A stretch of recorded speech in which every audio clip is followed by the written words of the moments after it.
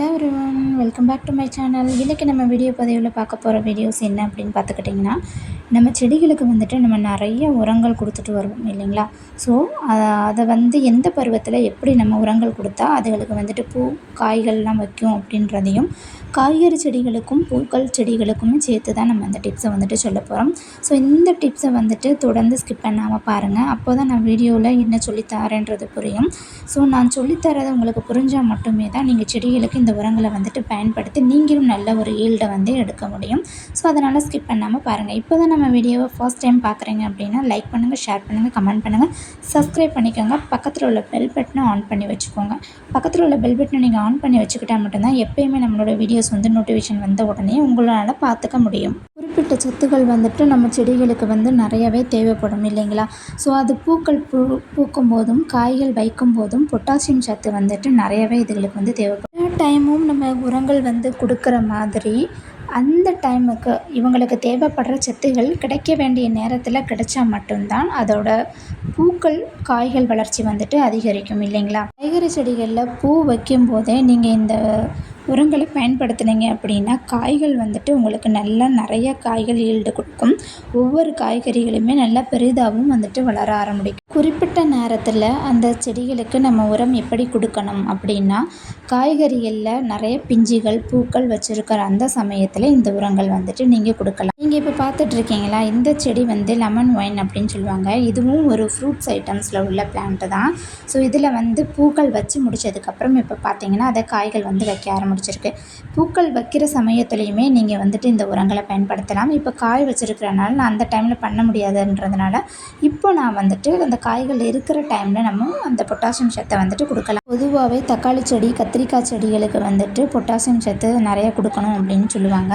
So இந்த மாதிரி காய்கறிகள் செடிகளுக்குமே நீங்கள் வந்துட்டு தாராளமாக கொடுக்கலாம். அதே மாதிரி பூக்கள், மல்லிகைப்பூ, பிச்சி இந்த மாதிரி பூக்கள் செடிகளுக்குமே நீங்கள் வந்துட்டு கொடுக்கலாம். எந்தெந்த பருவத்தில்னு பார்த்துக்கிட்டிங்கன்னா பூக்கள் பிஞ்சுகள் வைக்கிற அந்த டைமில் வந்துட்டு நம்ம இந்த பொட்டாசியம் சத்தை வந்து கொடுக்கலாம்.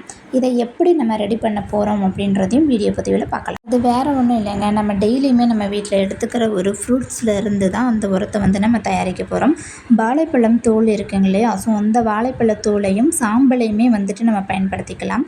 ஆனால் நான் இப்போது வந்து வாழைப்பழ தோலை மட்டுமே வச்சு தான் ரெடி பண்ணுறேன். சாம்பல் என்கிட்ட இல்லாதனால நான் வெறும் வாழைப்பழத்தோல் மட்டும் வச்சு பயன்படுத்துகிறேன். இந்த வாழைப்பழத்தோல் கரைசல் வந்துட்டு நிறைய பேருக்கு வந்துட்டு கண்டிப்பாக தெரிஞ்சிருக்கும்.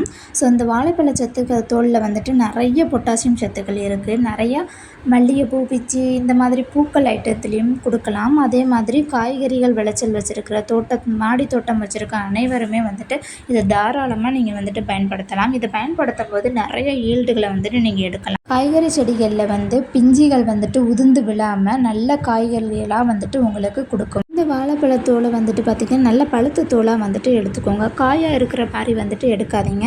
இது ரொம்ப ஈஸியாக நீங்கள் செய்யக்கூடிய ஒரு ஃபெர்டிலைசர் தான் இது. இந்த வாழைப்பழத்தோலை நான் கையால் வந்து மசிச்சுக்கிட்டு அதுக்கப்புறமா தான் மிக்சியில் போட்டு அரைப்பேன். ஸோ நம்ம டேரெக்டாகவே அந்த வாழைப்பழத்தோலை மிக்சியில் போட்டு வாட்ரு கொஞ்சம் விட்டு நல்லா அரைச்சி நல்லா பேஸ்ட் கண்டென்ட்டில் எடுத்துக்கிறணும். ஸோ அந்த பேஸ்ட்டாக வந்துட்டு இருக்கிறது எப்படி இருக்குன்னு பார்த்தீங்கன்னா நல்லா இப்போ நம்ம கரைக்கும் போது என்ன பிளாக் கலரில் இருக்குன்னு பார்த்தீங்கல்ல.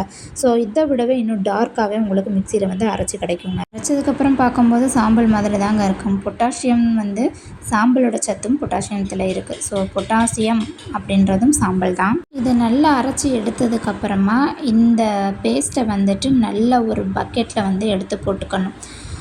பக்கெட்டில் நீங்கள் வந்து எடுத்து போட்டதுக்கப்புறம் நம்ம வந்து அந்த பெயிண்ட் பக்கெட்லாம் இருக்கும், 15 லிட்டர் பெரிய பெயிண்ட் பக்கெட்டில் வந்துட்டு எடுத்து போட்டுக்கோங்க. ஸோ அதில் போட்டுட்டு அந்த பக்கெட் முழுக்க நிறச்சி நீங்கள் வந்து தண்ணி ஊற்றணும். தண்ணியை ஊற்றி நீங்கள் மிக்ஸ் பண்ணி தான் நீங்கள் போடணும்.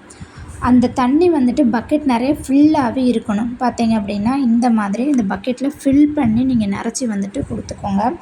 நான் வந்து ஒரு 8 வாழைப்பழத்தோல் வந்து எடுத்திருக்கேன். ஸோ நான் 8 வாழைப்பழத்தோலை நான் அரைச்சி எடுத்ததுக்கு ஒரு பக்கெட் நிறச்சி நான் தண்ணி வந்து எடுத்துக்கிட்டேன். என் வீட்டில் பார்த்துக்கிட்டிங்க அப்படின்னா நிறைய செடிகள் வந்துட்டு இருக்கிறனால நான் அடிக்கடி வந்துட்டு இதை வந்து நான் பயன்படுத்துவேன். மாதத்துக்கு 2-3 டைமாவது இந்த வாழைப்பழத்தோலை கரைசல் வந்து நான் பயன்படுத்திடுவேன். ஸோ இது நல்ல தண்ணி லிக்விட் மாதிரி ஆக்கிட்டு அதுக்கப்புறமா நீங்கள் செடிகளுக்கு வந்து பயன்படுத்தலாம். நீங்கள் இதை தாராளமாக பயன்படுத்தலாம். எந்த ஒரு செடிகளுக்குமே எந்த ஒரு ஆபத்துமே இருக்காது. இது வந்து செடிகளுக்கு பொட்டாசியம் சத்து கொடுக்கறதுனால அந்த பூக்கள் பூக்கக்கூடிய சமயங்களில் நம்ம கொடுத்தோம் அப்படின்னா இன்னுமே வந்து பூக்கள் அதிகமாகவே பூக்கும். ஒரு தொட்டிக்கும் வந்துட்டு நீங்கள் அந்த தொட்டி சைஸுக்கு ஏற்றது மாதிரி நம்ம வந்து கொடுத்துக்கறலாம். இது 8 இன்ச் பாட்டுன்றனால 1 கப்பு கொடுப்பேன். ஸோ பெரிய தொட்டிகள் அப்படின்னா 2 கப்பு கூட நீங்கள் வந்துட்டு கொடுத்துக்கலாம். காய்கறி செடிகளுக்கு மட்டும் இல்லை, பூக்கச்செடிகளுக்கும் வந்துட்டு நீங்கள் கொடுக்கலாம்.